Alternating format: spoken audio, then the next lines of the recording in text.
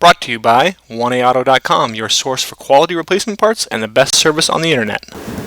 Hi, I'm Don from 1A Auto. I hope this how-to video helps you out. And the next time you need a part for your vehicle, think of 1AAuto.com. Thanks. In this video, we're going to show you how to replace the radiator fan in this 2007 Pontiac G6. Pretty much the same for any 2005 to 2010 G6 as well as the Saturn Aura. Your radiator fan should come on when the AC is on or when your engine gets to a certain temperature, usually 210 degrees Fahrenheit. If the radiator fan is not coming on, check the relay, check the fuses, and if that's not working, then most likely your fan needs to be replaced. For this repair, you're going to need a new radiator fan from 1AAuto.com, 7 to 10 millimeter sockets with a ratchet, Phillips and flat blade screwdrivers, pliers, flashlight, and a drain pan. Start out by removing the cover that's on the battery, and then disconnect the negative battery cable. It's the black cable or the cable that's closer to the front. Remove the oil fill and lift the engine cover up and off and replace the oil cap. Okay, you're going to start out by removing a series of clips at the top of your bumper cover right over the grill. And these clips, you can see, work your screwdriver underneath, pop up the middle of the clip, and then the rest of it will pull out. And you may need, it may stay behind, so you may just need to use your screwdriver and pry out the second part of the clip. Now remove the two 7 millimeter bolts that hold the two tabs at the top of the headlight.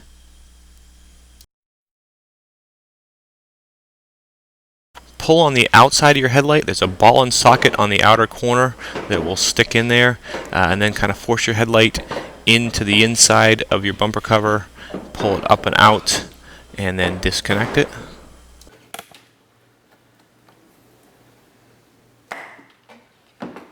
Now there are a few 10 millimeter bolts at the top of your radiator support closeout panel. Remove those.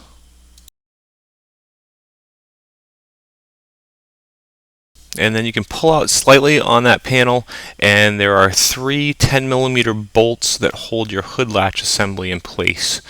You'll want to remove those. That just makes, you don't have to do this. You can kind of get that closeout panel off there without doing this, but if you take off the latch, it just makes it that much easier.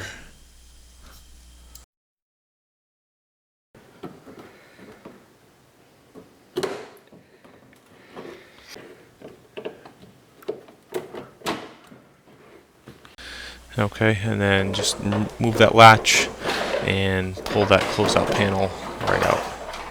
And just move your hood latch out to the side and away. Now you need to remove the engine air duct by removing a pin there, and then you can reach under and pull that duct forward and out.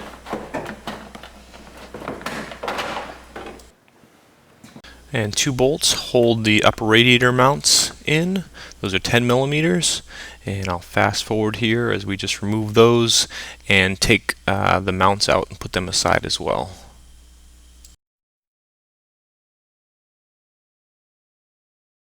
There are two clamps that hold the intake hose on. The first one was over there. This one, a little hard to see, the screwdriver's right down on it there. Fast forward as we loosen up the two clamps, and then take a pair of pliers, and there's a squeeze clamp on the top. Okay, and then you can remove the intake duct.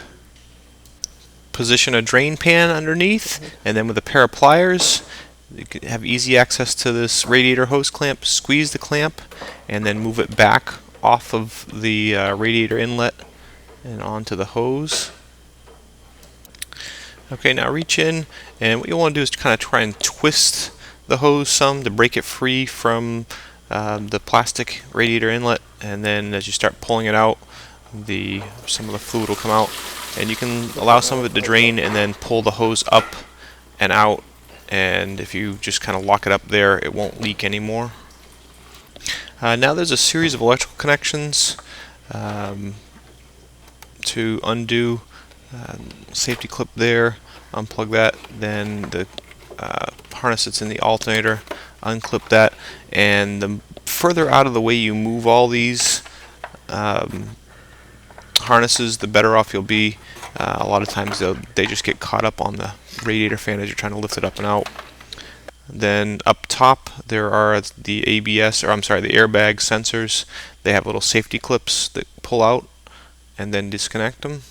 And you'll also want to remove the clips from the radiator support and then just move that harness out of the way. There are two ground nuts. Just remove the nuts and remove the ground straps off the radiator support there. The transmission line that runs down the driver's side, pop it out of the clip. Disconnect the fan on the left side. There's a little tab that you push up and pull that out, and then there's also a clip that you want to undo. Same thing on the other side. There's a tab you pull up, pull it out, and move those to the side. Okay, now what we're doing here is the radiator is down in a couple of cushions. What you want to do is pull it up out of the cushions first and kind of move the radiator towards the front of the vehicle. Just gives you a little extra clearance. Okay, and then you hold the radiator down and pull the radiator fan up, and it unlocks from some clips that are in the radiator. And then you have to, there's tabs on the radiator fan that you have to get by the hoses, so you kind of have to move it over to the driver's side of the car first. Actually, yeah, over the passenger side first, kind of get the tabs up and around, and then move it back towards the other way and pull the tabs up and around, and then start pulling it out. Now tilt the radiator fan forward, and it's just a matter of getting it past the clips, making sure none of the wiring harnesses get stuck on it. The better you tuck them out of the way, obviously the better off you'll be. There is limited clearance between the radiator support and the AC, but you pull it up through there. And again, if you're encountering a little too much force, just look down in there, and you can see we found a harness that was catching on it.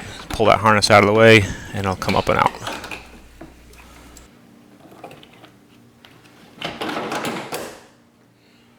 Okay, before putting the new fan in, just make sure you tuck any wires down and out of the way. Okay, angle the bottom of the fan down in towards the radiator, and then just again make sure it's not getting caught up on anything. Slide it down in. Does require a little bit of force, and then once you get it kind of underneath the radiator cross member, remember you need to kind of move it side to side to get the tabs around the hoses. Somewhat in place. There's two tabs on each side. You can see right there. Make sure you press it towards the radiator, lock it down in the tabs. Same thing, press the fan assembly towards the radiator and lock it down into the tabs. Put that transmission line back into its clip. Now you can reconnect. Start by reconnecting the fan. Make sure you put all the clips back in place that hold the wiring harnesses so they don't get caught up in anything. The alternator, also the other connections, and also make sure you now reconnect those two ground straps and tighten those nuts up, and reconnect all the airbag harnesses, and again make sure that all the clips are back in place.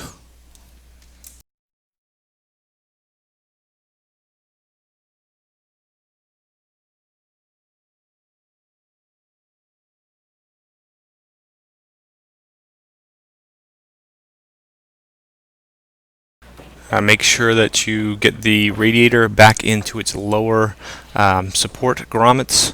You should feel it kind of push down into the rubber grommets, and you can start installing one of the passenger side radiator bracket. Here we kind of pre-position the hose clamp, and then put the radiator hose back on the radiator, pinch the clamp with the pliers, push the hose on, and make sure it's nice and secure. Make sure it's all the way on the inlet tube in the radiator, and that the clamp is nice and secure.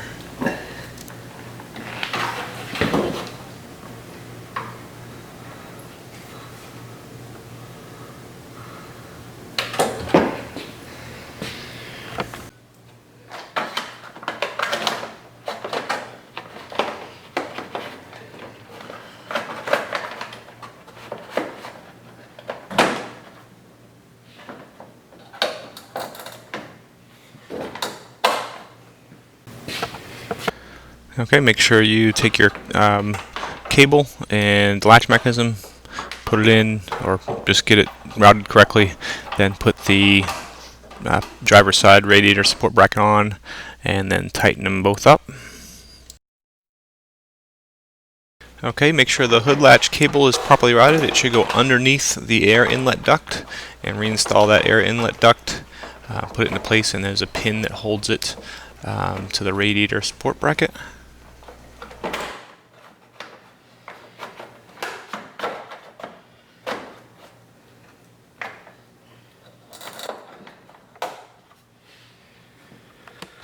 Put the upper closeout panel in, so you have to pull the bumper cover out, and while it's still loose, you're going to want to reinstall the bolts that hold the hood latch support in. I'll go really fast through that.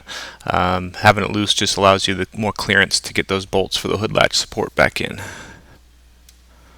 And before you tighten up the hood latch, you can see the little places where the bolts were. So just slide the hood latch into the same spot on the bolts and then tighten it up. And this will help you get a good alignment on your hood. If you should close the hood, it looks too low, then you'll loosen up the hood latch support, or the hood latch, just move it up a little bit. If it's too high, loosen it up, move it down a little bit. Reinstall the headlight. First connect it.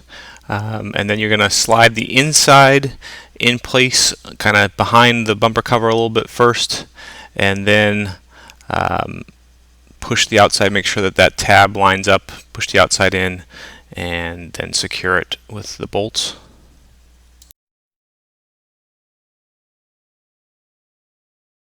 Reinstall the two clips that hold the closeout panel underneath the bumper cover. And we'll keep fast forwarding here as we put the bolts that hold that closeout panel back on top, and as well we'll put the clips back in place. The clips, they're usually two-piece. Make sure that the center is pulled about 1/4 of an inch out, then put the clips down and in, and then push the center down to lock them.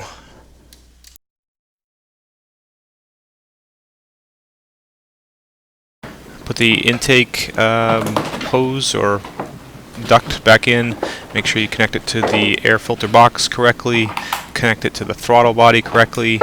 Use some pliers and reclamp the tube on top. And then make sure you tighten up the clamps nice and firm. Reinstall the engine cover by removing the oil cap. Put the cover back on, replace the oil cap. Reconnect the negative battery cable and reinstall the battery trim box. Okay, make sure you re-add the coolant. We're using a funnel that has a filter in it. Put the coolant back in it, run the car for a little while, check that fluid level, and make sure you refill it as necessary.